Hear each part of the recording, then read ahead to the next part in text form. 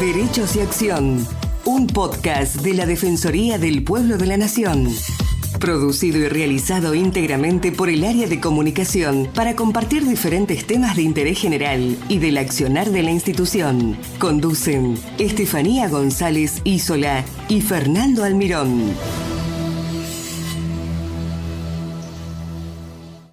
Muerte digna. Debate sobre un derecho que no puede esperar más.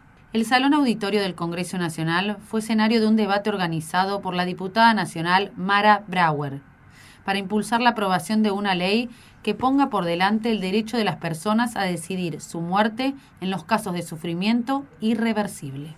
Luchemos para que todos los argentinos y argentinas tengan el derecho a una vida digna y a una muerte digna. Con estas palabras se cerró el encuentro que instaló por primera vez el debate sobre la eutanasia en el Congreso Nacional, en el que participaron especialistas como Graciela Jacob, Mario Sebastiani, Carlos Alberto Soriano, Mario Pecceni y Aida Kemmelmayer.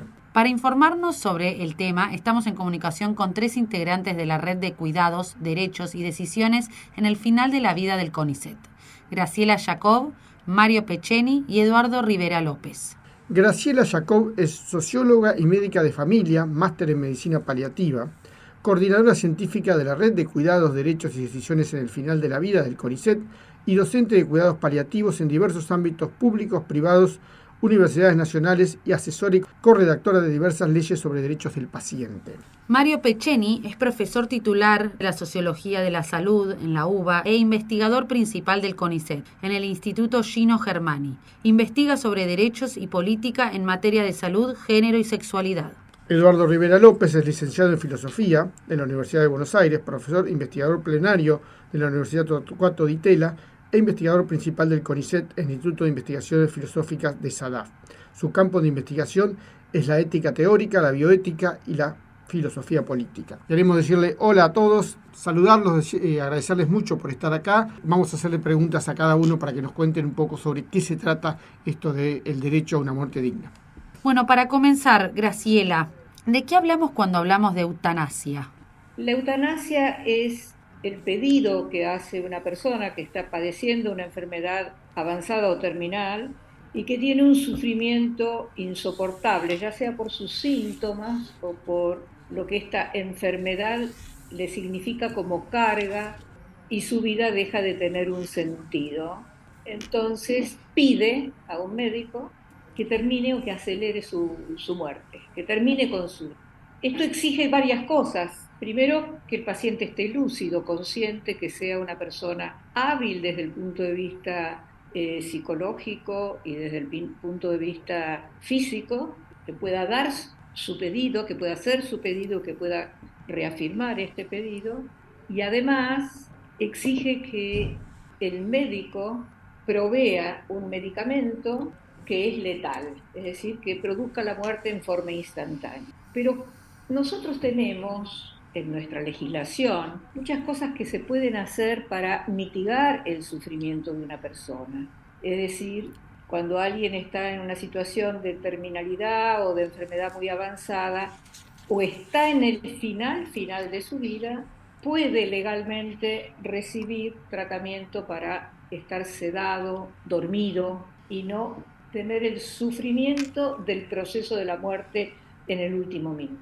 Y eso está permitido en la ley de derechos del paciente, y está reafirmado por las modificaciones del Código Civil en el artículo 51 y 60, y las personas tienen derecho de dejar sus decisiones anticipadas. Entonces, ¿por qué se habla de eutanasia? Si nuestra ley es una ley que permite prácticamente todo menos la eutanasia o el suicidio asistido.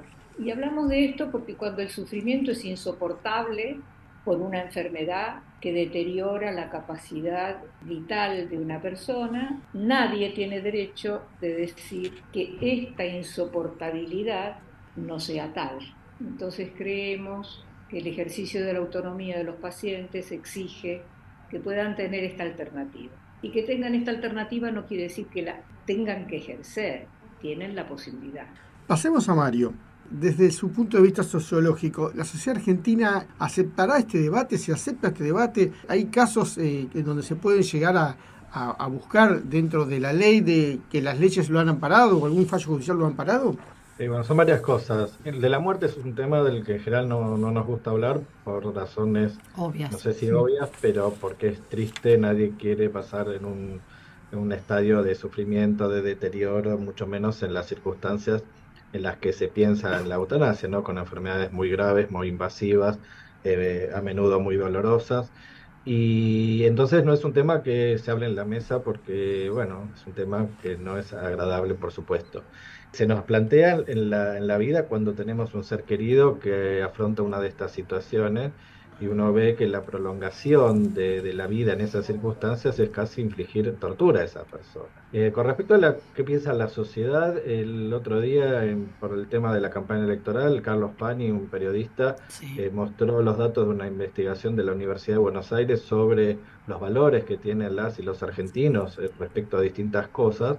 Y ahí manifestaron que más del 70% estaba de acuerdo con que la ley tendría que garantizar que las personas decidieran acerca de su propia muerte cuando estaban en circunstancias de enfermedades graves que así lo ameriten. Y nosotros desde el CONICET hicimos una pequeña encuesta en profesionales de la salud que tratan a pacientes graves y ahí también el 80% manifestó que está de acuerdo que debería legislarse en la materia y un 15% que no le parecía. Como tantas otras cosas, cuando no es el Estado de Derecho y la ley que regula para que no haya abusos, para que no haya malas prácticas y para garantizar sobre todo el derecho de las personas que son quienes, como decía Graciela, deciden acerca de sus propias vidas o deberían poder hacerlo, bueno, entonces es mejor que haya una ley, una normativa que esté en manos de la medicina, poder hacer estas prácticas y no dejarla a un mundo oficioso donde esto no está regulado. Yo creo que como tantas otras cosas, cuesta pensar que podemos avanzar hacia eso. Y una vez que lo tenemos, como el divorcio, cuando se discutía parecía apocalíptico. Sin embargo, bueno, es Tiene algo razón, que sí. está en las prácticas y que sobre todo si hay sufrimiento que se pueda aliviar, es gratuito y hasta diría una violación de los derechos no hacer esto. Pasamos a Eduardo y su visión también, y bueno, y dentro de su trabajo, ¿cuál es el rol que desde la ética usted le podría aplicar a este tema? Bueno, gracias por la invitación y por la pregunta. Y creo que voy a decir algunas cosas que ya dijeron Mario y Graciela, pero en todo caso voy a elaborar un poco sobre ellas, ¿no? Creo que desde la ética, básicamente lo que está en juego es el valor de la autonomía y el derecho, como derecho humano, a nuestra autonomía. Y esto significa el derecho a diseñar y llevar adelante nuestra vida de acuerdo con nuestros propios valores, con nuestras propias creencias religiosas o morales o de otro tipo. Y dentro de esa elaboración que uno hace de la propia vida también está el fin de esa vida. Y entonces, aun cuando la vida está sujeta a muchos azares y a muchas circunstancias que no controlamos, sin embargo, creemos que tenemos ese derecho, el derecho de llevar adelante lo que nosotros pensamos que es una vida buena. Y ese derecho tiene un fundamento filosófico y desde la bioética es un principio muy claro y muy frecuentemente defendido, pero también creo que es importante destacar que es un derecho que también está en nuestro orden jurídico, ¿no? La Constitución tiene un derecho a la autonomía muy claro en el artículo 19, el que dice que las acciones privadas de los hombres que no ofenden la moral pública ni perjudican a terceros, están reservadas a Dios y exenta de la autoridad de los magistrados. Esta formulación un poco retórica siempre es interpretada como un derecho muy robusto a la autonomía, es decir, a realizar nuestros planes de vida de acuerdo con nuestros propios valores y nuestras propias convicciones, siempre que eso no daña a terceros. Y bueno, este es un caso muy claro en el cual esto ocurre, ¿no? Es una acción privada que solamente atañe a uno mismo, que en principio no afecta a los derechos de los demás, de manera que es bastante claro que no solamente tiene un fundamento filosófico, sino que tiene también un fundamento jurídico. Luego viene la cuestión de garantizar esa autonomía y por eso es muy importante una ley. Pero esto ya es otro tema, ¿no? Mario, ¿cuál es la posición de la red frente a la posibilidad de crear en nuestro país un marco legal en materia de eutanasia y suicidio médicamente asistido?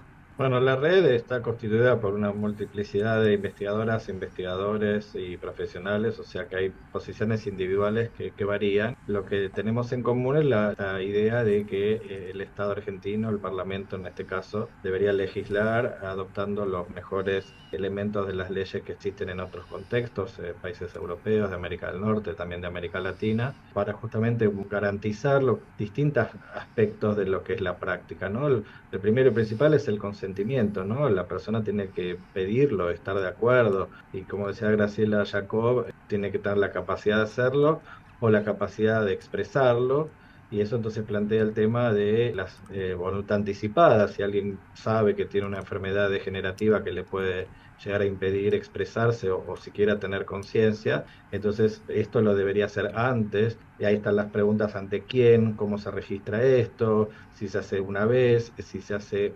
reconfirmando para que la persona esté segura. Por supuesto, hay otro de los temas que se planteó es el dolor físico. No tiene que ser algo que empuje a las personas a tomar esta decisión, aun cuando también puede suceder que uno tenga el dolor controlado, pero igual la vida se haya vuelto tan insoportable, el sufrimiento sea tan grande que uno no quiera seguir viviendo en esas condiciones. Y esto implica el acceso a los cuidados paliativos, que es algo que Argentina aprobó el año pasado, y la ley que garantice el acceso a estos cuidados que permiten controlar el dolor. Por eso es todo una parte de una política pública que, en primer lugar, es para acceder a derechos, que en esto la red, por supuesto, está de acuerdo, y en segundo lugar, son derechos que necesitamos del sistema de salud, de las médicas, los médicos, para poder ejercer estos derechos. Nos pasa también, qué sé yo, en salud reproductiva, en tantos otros aspectos de la vida, que necesitamos de la medicina para poder ejercer nuestros derechos. Entonces la idea es que desde un marco del pluralismo está el proyecto presentado por la diputada Mara Brauer, hay otros proyectos presentados por legisladores y legisladoras, diría, de casi todos los partidos. Y ahí yo soy una persona optimista. Creo que la sociedad, cuando discute de estos temas, cuando lo hace de manera seria, cuando conecta con sus experiencias, con sus sentimientos y con sus pensamientos, podemos discutir de todo y sacar las leyes que alivian sufrimiento, que garantizan derechos. Y todos y todas hemos tenido alguien, ser querido, muy querido, que pasó en circunstancias donde quizás no hubieran recurrido a la eutanasia, pero si hubieran sabido que esto es posible, el solo hecho de saber que de última está en nuestras manos Totalmente de acuerdo, acabar sí. con nuestro propio sufrimiento, eso ya alivia el sufrimiento. Pasamos a A Graciela. Graciela. Sí, Graciela, ¿qué países tienen leyes de muerte asistida y cómo se han implementado? Bueno, hay bastantes países, tanto de muerte asistida, de suicidio asistido, como de eutanasia. Están en América, hay varios estados de Estados Unidos, Canadá, Colombia. Se está discutiendo en este momento en Uruguay también, y también se está discutiendo en Paraguay. Y en Europa, los que tienen más experiencia o más antigüedad son Holanda, luego Bélgica, Alemania, España. Son varios los países, son diferentes las experiencias. En casi todos los países hay una diferencia entre eutanasia y suicidio asistido. El suicidio asistido tiene como diferencia que es el propio paciente, el propio interesado, el que accede a esa droga letal que va a ingerir. En general es por vía oral. En cambio, la eutanasia en general es por vía intravenosa. Hay un país, y a mí me interesa destacar esto, que es Suiza, que tiene el suicidio médicamente asistido, pero lo tiene organizado en una forma que, a mi entender, y creo que al entender de la red también, no nos gusta demasiado. ¿Por qué? Se realiza en forma privada, porque tiene un costo, porque acceden a este suicidio médicamente asistido aquellas personas de cualquier país del mundo que puedan acceder a pagarlo. Esto, por definición, genera Una discriminación, ¿no? Una asimetría sí, una brutal. asimetría. Entonces, cuando nosotros decimos que el Estado tiene que estar presente, pues es porque el Estado tiene que garantizar el derecho, pero además tiene un rol muy importante en la supervisión, para que esto se haga dentro de ciertas normas, para que no hayan abusos, para que estemos seguros que la persona que firmó una decisión anticipada la firmó sin haber estado coaccionado, etc. Entonces, el rol del Estado es absolutamente imprescindible. En el resto de los países la experiencia es diversa. Canadá está en este momento discutiendo muy seriamente la posibilidad de que no sean solo enfermedades físicas o personas que tienen una enfermedad física o biológica, sino que también enfermedades mentales puedan ser causal de pedido de eutanasia. Y el otro tema de discusión en todas las legislaciones del mundo es la edad.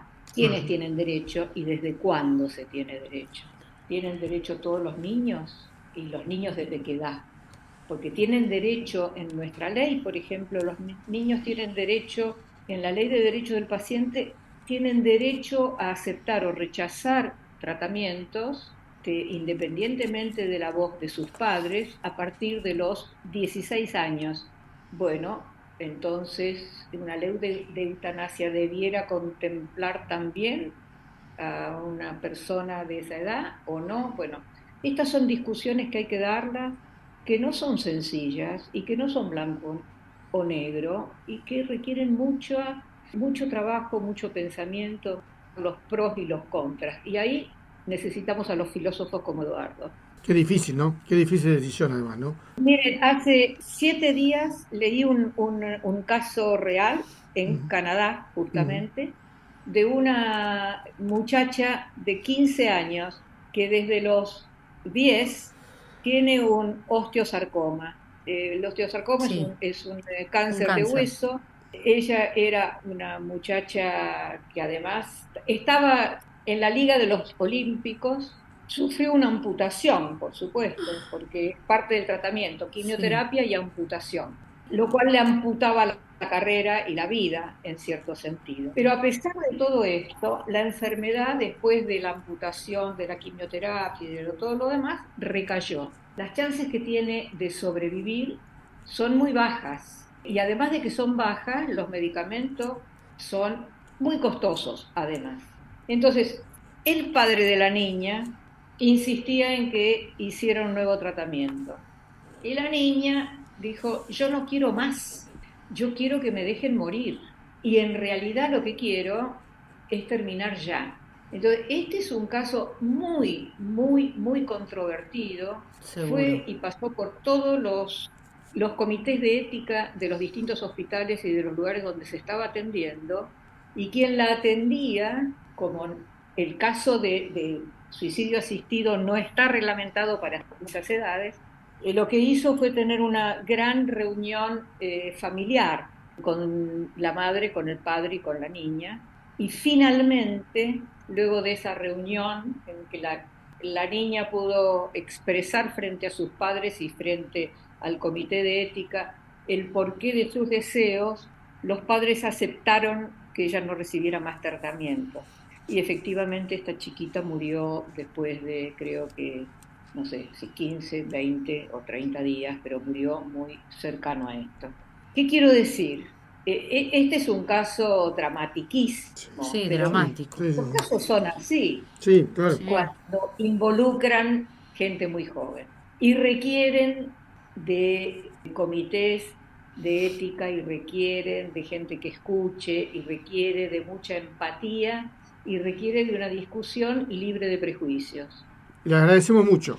Mario, Eduardo, Graciela, a los tres, muy claro, muy importante además cómo lo encararon, cómo lo trataron al tema, porque también es un tema muy difícil, pero por supuesto es un tema que hay que discutir, hay que debatir, no queda otra. Muchas gracias. Un placer haberlos tenido con nosotros.